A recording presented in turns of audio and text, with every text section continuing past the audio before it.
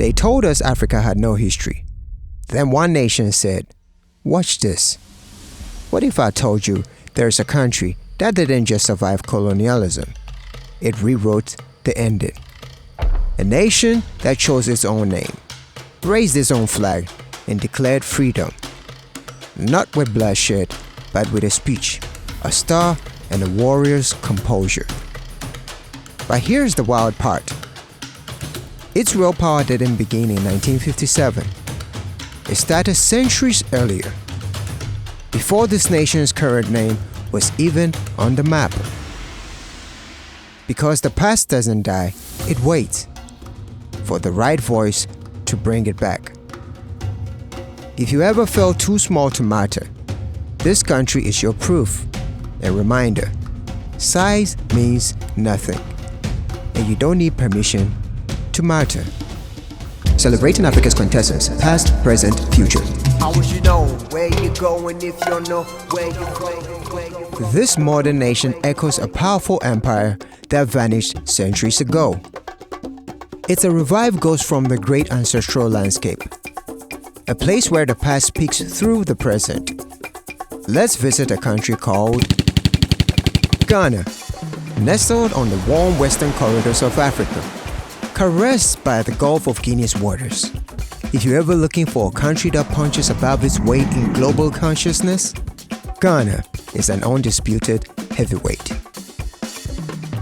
It's not enormous in size, nor staggering in population. Roughly the size of Oregon, or slightly smaller than the UK, and today, around 34 million souls call it home. Calm by global standards. Yet Ghana punches like a giant. Not because of size, but because of stance. It was the first sub-Saharan African nation to look colonialism dead in the face and say, "Your time is up." And the way it did it, not with violence, with precision and poetry. But who dared to speak this defiance into existence?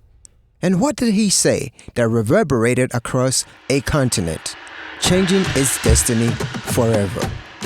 Stay tuned. At long last, the battle has ended.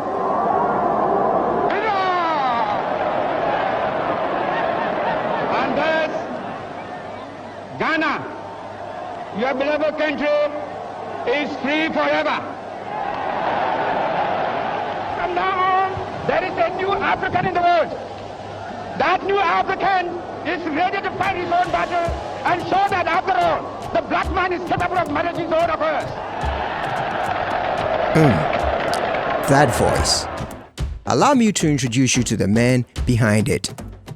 Because this was no ordinary statesman. Osajifo, the war redeemer, Dr. Kwame Nkrumah, didn't stumble into the moment. He designed it.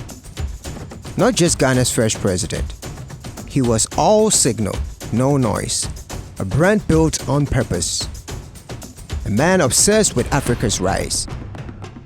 He didn't just lead a country, he stirred a continent. He believed that if one African country stood free while its neighbors were still shackled, that wasn't independence. That was loneliness. As the Akan proverb goes, "Bakofo yakwa." A person alone is a slave. Yes, because if you have no support system, you will be at everybody's beck and call. Hence the quote you hear again and again. Our independence is meaningless unless it links up the total replacement of the African continent. That may sound lofty, but it's not rhetoric. It's network thinking. Nkrumah understood something fundamental. Freedom isn't a solo act. It's a mesh network. The more people plug in, the harder it becomes to pull the plug. His vision wasn't born in isolation.